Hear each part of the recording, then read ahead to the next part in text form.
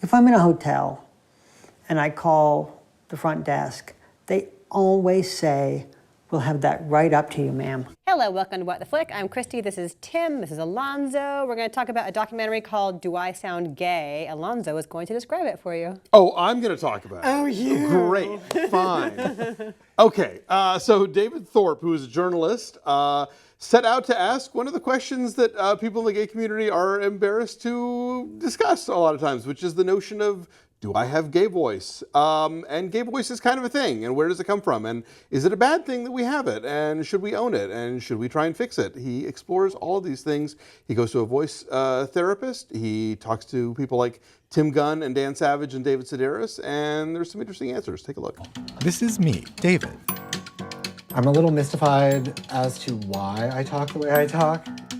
Do you guys think I sound good? When you say it like that, you do. How and when did I learn to sound gay? I'm used to hearing my voice now. When I would first hear it, I would be appalled. Did you ever listen to yourself and think, God, I sound gay? I'd have to say, if I told you no, I'd be lying.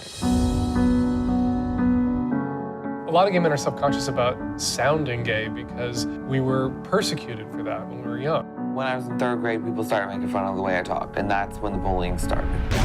I felt so disconnected. I wasn't sure who to be or what to sound like. This thing of hypermasculinity is such a conscious performance in gay male culture all the time. It just feels so oppressive. Somebody will say, "I didn't know you were gay." And it's like, why does that make me feel good?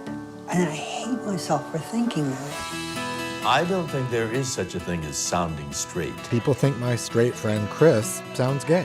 We need 2 strawberries. My gay friend Matt is the straightest sounding guy I know. I was formed like every one of my other brothers. Perhaps you picked this up when you were young by listening more to women than to men. Stop it. Stop it. You're going, stop it. Okay. Stop it. What's wrong with sounding like you are who you are? I love my gay voice. I don't have to come out to anyone. I say hello, and it's a done deal. There's nothing wrong with you. We enunciate. Blah, blah, This is a totally fascinating topic. I'm fascinated by just dialects and linguistics in general. So the way he explores the process and bringing your voice down, regardless of cultural stigmas of any sort or self-imposed cultural stigmas, like the process he goes through to change things is interesting. But more interesting than that is like, why is there this self-imposed stigma? Why? Sure. And your husband, who has 0 gay voice, by the way, started a really interesting thread on Facebook about what do my gay male friends think? Like, do you like your voice? And resoundingly, everyone's like, I hate how I sound. So why is there this self-imposed stigma? Yeah, it's weird. Well, I mean, I think the movie really tries to answer that. I'm not going to be the spokesperson, but no, it's funny because we're screening the film at Outfest this week, and when I would talk to people about the movie, it was almost as though like, oh my, like someone's airing our dirty laundry in public. Like we're actually going to talk about this, because it's a thing. I mean, there's a weird ongoing stigma in the community about, are you masculine enough? And, it's that kind of thing where, the new thing in personals ads that people like to make fun of is mask for mask. Oh, interesting. It's like they get really hung up on that kind of crap. I'm not a flamboyant queen. Exactly, yeah, God forbid, and so, I don't know, I think it touches on a lot of things about identity politics and masculinity and sort of, is this something that people are putting on or that they just have fallen into naturally? Do they talk that way because they're gay? Can straight guys have gay voice? Is it because if your friends all talk in a very sing-songy way, does that rub off on you? Sure. Is that true of any kind of group, regardless of who you are? And yeah. So you're right. It does kind of open up this whole interesting can of worms just about dialects in general and speech patterns and the sort of cultural pressures or influences that are brought to bear. I mean, like, I don't know. I did college radio, and I've been doing this show, and I've been a public speaker, so I generally feel like I have a fairly middle of the road voice, but I can, girl, if I feel like it, I've got no issue with that. Right. Yeah, I think both what you said in terms of the interesting kind of topic, it kind of opens up. I mean, as a straight man, I find this also incredibly interesting, this idea of it's not maybe because some people it's the product of their mother or being raised by women. Because one of the things I love is the straight guy that David Thorpe is friends with,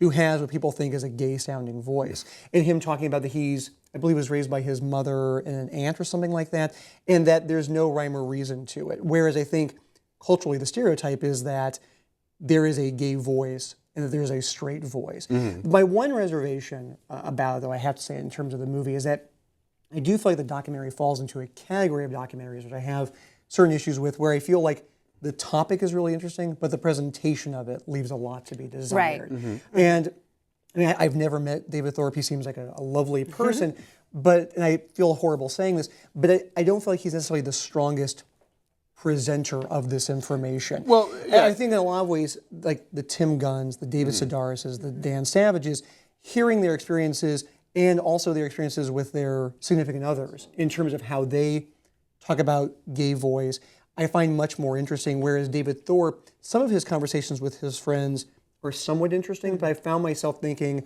I want to know more about the overall topic, which I think is whether it's a Michael Moore or a Morgan Spurlock, as a problem we have sometimes with these documentaries, they're a little more personal. Yeah, it's very much a first-person doc. You know, there's I in the title for a reason. You know, and it's sort of his journey in a way and what he learns along the way.